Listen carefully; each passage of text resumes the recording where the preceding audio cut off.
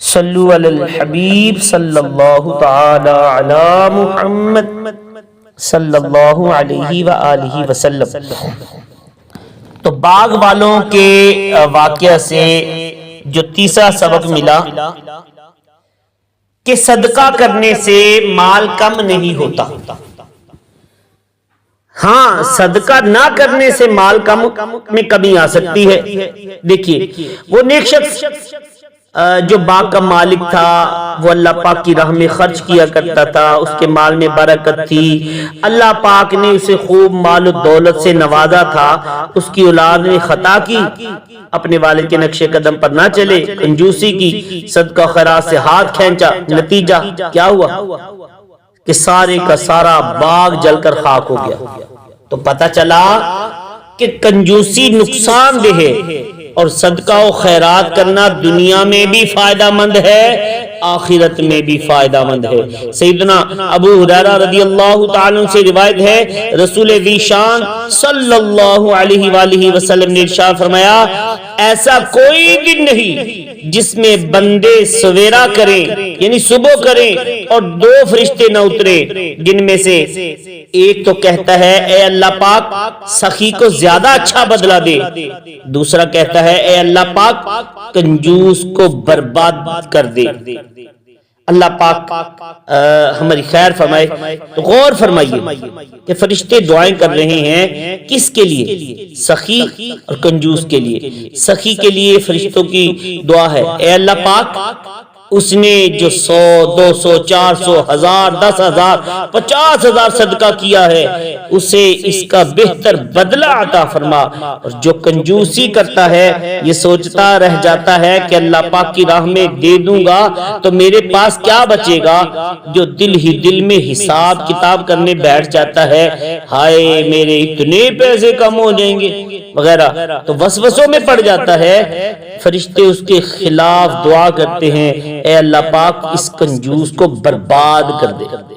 تو فرشتوں کی دعائیں یقیناً مقبول ہے۔ ہم غور کر لیں کہ ہم نے فرشتوں کی کون سی دعا لینی ہے، سخی بن کر برکت کی دعا لینی ہے یا کنجوسی کر کے بربادی کی دعا لینی ہے۔ سیدنا ابن عباس رضی اللہ تعالی عنہما سے روایت ہے کہ رسول پاک صلی اللہ علیہ وآلہ وسلم نے ارشاد فرمایا، سخاوت اللہ پاک کی عطا سے ہے، سخاوت کرو اللہ پاک تمہیں مزید عطا فرمائے گا۔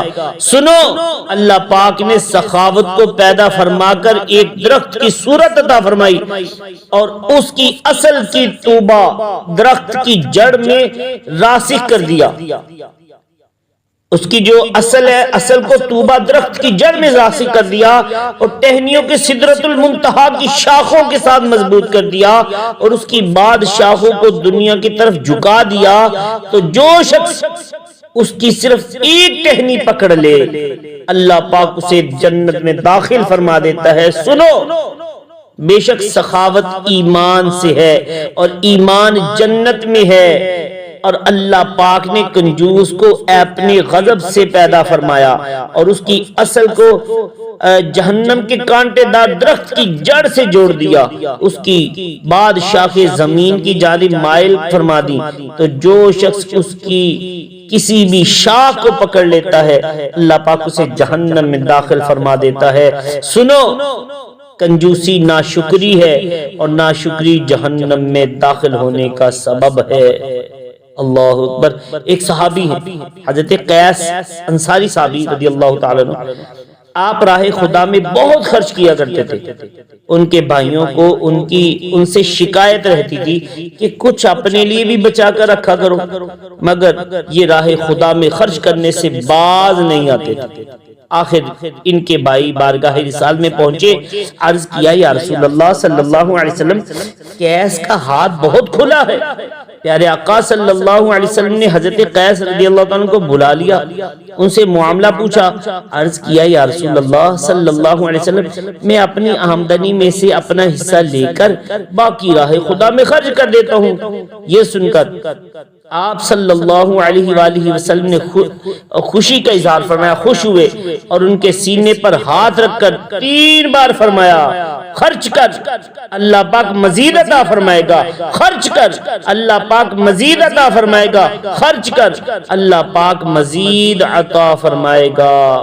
انفق ينفق اللہ علیک، انفق ينفق اللہ علیک، انفق ينفق اللہ علیک۔ تو حضرت قیس رضی اللہ تعالیٰ عنہ فرماتے جیسا محبوب کریم رؤوف الرحیم صلی اللہ علیہ وسلم نے فرمایا بالکل ویسا ہی ہوا۔ میں راہ خدا میں خرچ کرتا رہا، اب الحمدللہ میں اپنے پورے خاندان میں سب سے زیادہ مالدار ہوں۔ سبحان اللہ سبحان اللہ۔ ہاں ہمارے ہاں جو لوگ غربت کا رونا روتے ہیں، حالات اچھے نہیں ہیں، کام نہیں چل رہا، قرض چڑھ گیا ہے، مہنگائی نے کمر توڑ ڈالی ہے، عموماً ان کا یہ انداز ہوتا ہے کہ یہ راہ خدا میں خرچ نہیں کرتے۔ ایک ذہن بنا ہوتا ہے کہ ہمارے پاس کیا ہے جو ہم خرچ کریں گے، یہ غلط سوچ ہے۔ چاہے 1 روپیہ ہی صدقہ کر سکتے ہیں، صدقہ کرے، راہ خدا میں خرچ کیا کرے، انشاءاللہ عز و جل رزق میں برکت ہو جائے گی۔ بنی اسرائیل مال میں اضافے کا یعنی کہ جو ایک اور سنیے واقعہ کہ بنی اسرائیل میں ایک شخص تھا، بیچارہ بہت غریب تھا۔ ایک مرتبہ اس پر ایسا وقت بھی آیا کہ 3 دن تک کچھ کھایا ہی نہیں۔ آخر تیسرے دن اس کی زوجہ نے 1 درہم یعنی چاندی کا ایک سکہ دیا اور کہا جاؤ کھانا خرید لاؤ۔ وہ 3 دن کا بھوکا شخص کھانا خریدنے بازار جا رہا تھا، راستے میں کوئی سوالی ملا، اس نے وہ درہم سوالی کو دے دیا اور خالی ہاتھ گھر آ گیا۔ زوجہ کو بتایا کہ ایک سوالی تھا، میں نے درہم اسے دے دیا۔ زوجہ بھی صبر والی تھی، بولی اچھا کیا۔ پھر زوجہ نے اون کاتنے کا خرچہ دیا کہ جاؤ یہ بیچ کر کھانا لے آؤ۔ اب یہ شخص خرچہ لے کر بازار پہنچا، اسے بیچا، جو پیسے ملے ان سے ایک مچھلی خرید کر گھر آ گیا۔ جب مچھلی کو کاٹا گیا تو اس میں سے ایک موتی نکلا۔ موتی بہت قیمتی تھا، اس نے وہ موتی بازار میں فروخت کیا، اسے کافی ساری رقم مل گئی۔ چنانچہ کل تک جو بہت غریب تھا، کھانے کو پیسے نہیں تھے، اچانک بہت امیر ہو گیا۔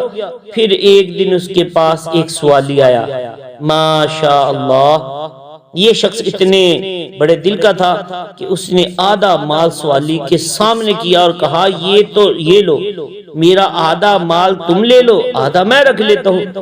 اس کی ایسی کمال سخاوت دے کر سوالی بولا تمہارا مال تمہیں ہی مبارک ہو، میں اصل میں فرشتہ ہوں۔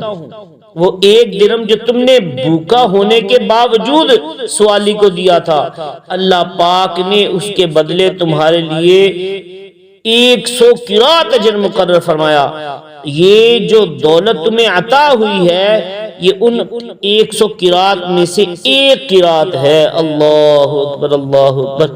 تو یہاں سے ہمیں معلوم ہوا کہ غریبوں پر اگرچہ زکوٰۃ فرض نہیں ہوتی، البتہ انہیں بھی چاہیے کہ جتنا ہو سکے صدقہ و خیرات کرتے رہا کرے۔